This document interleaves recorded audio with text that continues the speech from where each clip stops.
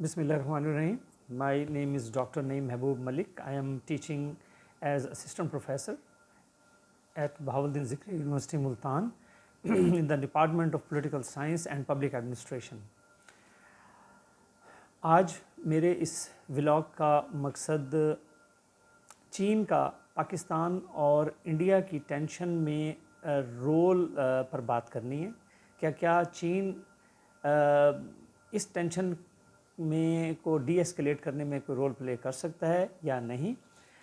भारत जो है different angle से मजबूर है कि वो पाकिस्तान के साथ अपनी कन्फ्लिक्ट को एस्केलेट ना करे, जिसमें से सबसे इम्पोर्टेंट फैक्टर गालबन चाइना है। तो चाइना की तरफ जाने से पहले हम थोड़ी बात कर लेते हैं कि एक फैक्टर मईशत वो कितना इन्वॉल्व है भारत के जंग को एस्केलेट ना करने के मामले में।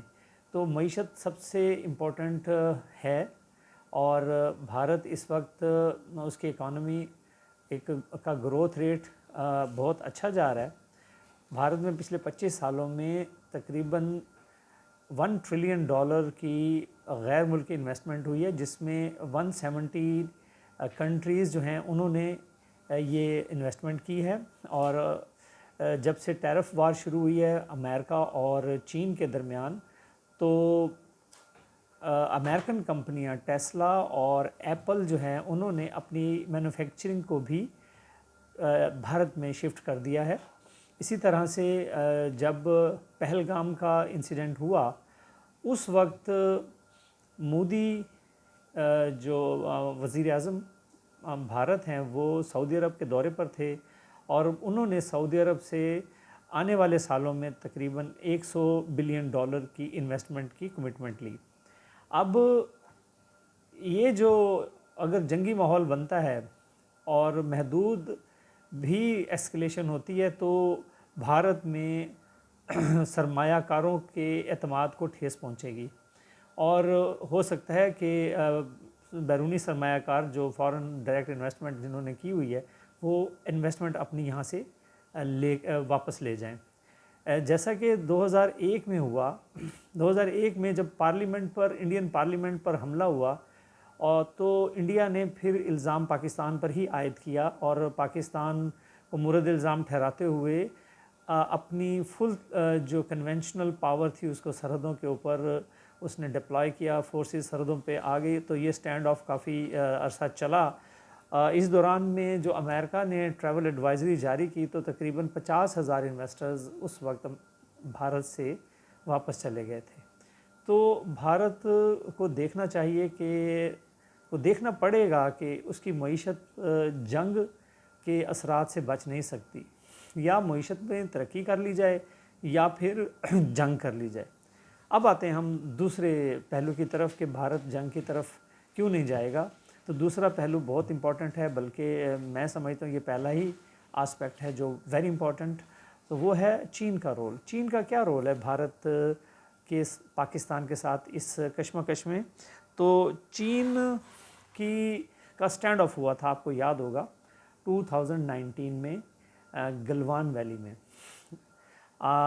इंडिया ने 2019 अगस्त में कश्मीर का स्पेशल स्टेटस ख़त्म करते हुए उसे अपने अंदर ज़म कर लिया था और 370A को उन्होंने ख़त्म किया, 35A को, जिसके मुताबिक कश्मीर में गैर कश्मीरी ज़मीन नहीं ख़रीद सकता और कश्मीर की डेमोग्राफी को चेंज नहीं कर सकता।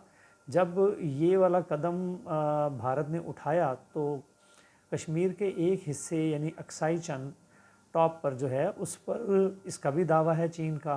तो चीन ने अक्साई चन को अपने कंट्रोल में ले लिया।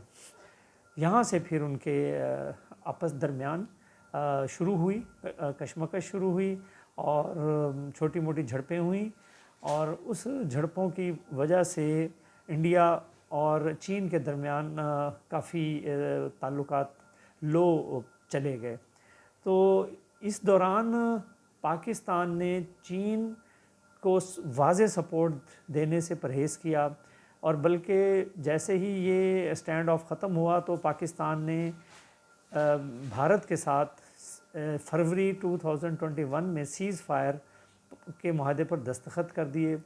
तो इसका मकसद मैसेज ये था कि पाकिस्तान किसी भी टू फ्रंट सिचुएशन को भारत के लिए क्रिएट नहीं करना चाहता। तो बज़ाहिर देखना ये इस एक्शन से ऐसा लगा कि जैसे पाकिस्तान पर अमरीकी दबाव है और पाकिस्तान भारत को रिलीफ देना चाहता है।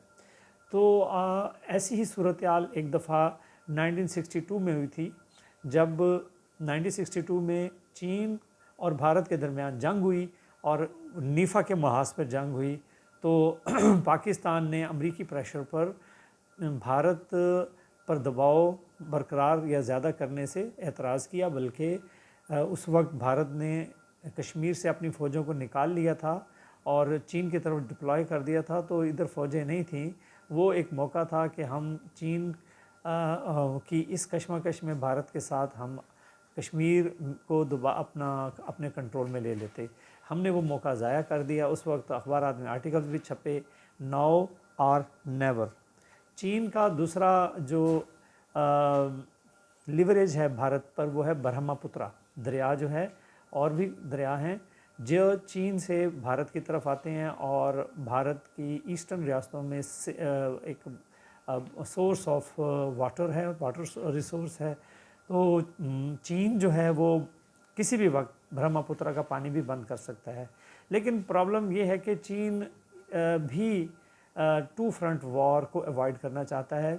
चीन नहीं चाहता कि भारत पर इस तरह से प्रेशर बने कि भारत अमेरिका के फोल्ड में पूरा का पूरा चला जाए। चीन भारत के साथ ट्रेड भी का वॉल्यूम भी ठीक ठाक है। चीन भारत को ब्रिक्स में भी रोल प्ले करने के लिए आमादा करना चाहता है। चीन भारत को SCO में भी लाना चाहता है। तो चीन एक मतवाज़न पॉलिसी अडॉप्ट करना चाहता है भारत के हवाले से। लेकिन ये भी नहीं है कि चीन पाकिस्तान को सपोर्ट नहीं करेगा। चीन पाकिस्तान को सपोर्ट करेगा, सपोर्ट कर रहा है, सपोर्ट करता रहता है। और जैसा कि हम देख रहे हैं JF-17 थंडर और J-10 की सीरीज़ हमने चाइना की मदद से बनाई। इसके अलावा चीन ने हमें एटमी प्रोग्राम में भी बेपनाह मदद की। और चीन ने एक बहुत मजबूत बयान दिया, बड़ा स्ट्रॉन्ग था, कि हम पाकिस्तान की इलाकाई सालमियत पर किसी भी किस्म का कंप्रोमाइज़ होने नहीं देंगे। पाकिस्तान की सॉवरेनिटी जो है वो अज़ीज़ है हमें। तो अब हम देखते हैं कि चीन जो है वो भारत को कोई ऐसे कदम करने से रोकेगा कि जिससे पाकिस्तान की सालमियत को ख़तरा हो, या इस खित्ते में दोनों ताकतें जो हैं वो किसी न्यूक्लियर कल्यूजन की तरफ जाएं, तो चीन इस मामले में पाकिस्तान को सपोर्ट करेगा। जैसे कि इंडियन फोर्स मैगज़ीन के जो एडिटर हैं परवीन स्वामी, वो कह रहे हैं कि चीन पाकिस्तान को साइबर वॉरफेयर में मदद देगा और ये वो एरिया है जिसमें भारत अभी बहुत पीछे है। और भारत को सोचना होगा पाकिस्तान की तरफ किसी भी किस्म की फ़ौजी कार्रवाई करते हुए कि चीन का एलिमेंट बहुत इम्पॉर्टेंट है। तो ये कुछ चीन के हवाले से मैंने आपके सामने गुजारिशात की। और अब आते हैं, एक और भी इशू है जो भारत को in the long run conflict से रोकेगा। भारत ये चाहता है कि अक़वाम मुत्तहिदा की जो सलामती कौंसिल है उसमें उसको परमानेंट मेंबर की हैसियत हासिल हो। अक़वाम मुत्तहिदा 1945 में बनी, उसमें 5 ममालिक ने को मुस्तकिल सिक्योरिटी कौंसिल में उनको रुकनीत दी गई और उन्हें कहा गया और उन्हें ताकत दे दी गई वीटो की कि वो दुनिया के मामलात ये 5 ताकतें ही चलाएंगी, जिसमें अमेरिका, बरतानिया, फ्रांस, रूस और चीन हैं। तो ये उस पोस्ट सेकेंड वर्ल्ड वॉर का ये जो बंदोबस्त था, और ताकि दुनिया में अमन को मेंटेन करने के लिए ये बड़ी ताकतें अपना रोल प्ले करें। तो लेकिन अब 2025 है और भारत जो है वो जर्मनी, ब्राज़ील और जापान के साथ मिलके सिक्योरिटी कौंसिल की रिफॉर्म्स के लिए बात कर रहा है। भारत का ये ग्रुप ये कह रहा है कि security council is not the representative totally off the world. इसमें जो अफ्रीका है वो एक्सक्लूड है, इसी तरह से एशिया को भी एक्सक्लूड किया गया है। تو بھارت چاہتا ہے کہ ایک متوازن ریپرزنٹیشن ہو. اب اس کے لیے بھارت کا جو ایک سافٹ امیج ہے وہ اگر ہوگا اور ایک ذمہ دار ریاست کا تاثر جائے گا تو وہ آنے والے وقتوں میں اپنے لیے ان پرماننٹ ویٹو کے لیے تیار ہوگا. تو جنگ کرنے سے یا جنگی کیفیت پیدا کرنے سے بھارت ایک ذمہ دار ریاست کے طور پر سامنے نہیں آ سکتا، اور اسے اس لیے پھر اسی وجہ سے بھی ایک جنگ کا جو ہے نا امکان کم ہے کہ بھارت گلوبل سطح پہ اس کے امیج کو ڈسٹارٹ اس کا ہوگا. تو اب آتے ہیں ہم ان نکات پر بات کرتے ہوئے یہ کنکلوژن نکال سکتے ہیں کہ بھارتی حکومت معیشت، چین کے فیکٹر، ویٹو، اور آخر میں ایک اور بات بڑی امپورٹنٹ، پاکستان کی ایٹمی صلاحیت، اس کی وجہ سے وہ جنگ کرنے سے باز رہے گی اور وہ فوجوں کو پاکستان میں لمیٹڈ وار یا فل سکیل وار یا وہ سرجیکل سٹرائکس کی طرف نہیں جائے گی. سرجیکل سٹرائکس کا جو آپشن تھا وہ بالا کوٹ میں انہوں نے دیکھ لیا کہ پاکستانی ایئر فورس کاؤنٹر کرے گی، اور انہوں نے بھی پاکستان نے بھی ایک میسج کر دیا ہے کہ اگر آپ آئیں گے تو ہم اس کا جواب دیں گے اور دگنا تگنا جواب دیں گے. لہٰذا بھارت کے پاس کوئی زیادہ آپشن نہیں ہے پاکستان کے خلاف جانے کے، جنگ میں جانے کے لیے. ان چار وجوہات کو جو میں نے بیان کی، معیشت، چین، ویٹو اور ایٹمی طاقت، یہ بنیادی کردار ادا کریں گے. اگر بھارت کچھ کر سکتا ہے تو وہ ایک ماہرین کہہ رہے ہیں ملٹی پرونگ اسٹریٹجی اب اختیار کرے گا کہ ڈپلومیٹک فرنٹ پہ، آئی ایم ایف کے فرنٹ پہ اور پراکسی وار، یہ تین چیزیں وہ اختیار کرے گا. یہ نان کائنیٹک میں، یعنی وہ چاہے گا کہ پاکستان کو جو آئی ایم ایف کے پروگرام میں $7.2 بلین کا جو لون ملا ہے وہ لون پاکستان کو ڈینائی کیا جائے، پاکستان کو فیٹف میں ٹف ٹائم دیا جائے، اور ڈپلومیسی کے ذریعے سے دا ورلڈ اوور پاکستان کے امیج کو ایک غیر ذمہ دار دہشت گردی کو سپانسر کرنے والی ریاست کے طور پر دیا جائے. اور جیسا کہ ماہرین کہہ رہے ہیں کہ وہ پراکسی وار کو پروموٹ کرے گا پاکستان میں، بی ایل اے اور ٹی ٹی پی کی وہ سرپرستی کرے گا. ان کے ذریعے سے پاکستان کو اندرونی طور پر عدم استحکام سے دوچار کرنے کی کوشش کرتا رہے گا. تو یہ چیزیں دونوں ملکوں کو سوچنی چاہیے کہ ہم اس خطے کے لیے اور ایشیا کے رائز کے لیے امن ضروری ہے. ہم امن کے لیے ہونے والے اقدامات کو انکریج کرنے کی ضرورت ہے. پاکستان نے بھی امن کی بات کی ہے، پاکستان نے جوائنٹ انویسٹیگیشن کی بات کی ہے، کسی تھرڈ پارٹی سے کروا لی جائے، یو این او سے کروا لی جائے. اسی طرح سے خطے میں ایران نے پاکستان کے اور انڈیا کے درمیان میڈیشن کی بات کی ہے، اپنے آپ کو آفر کیا ہے اس نے.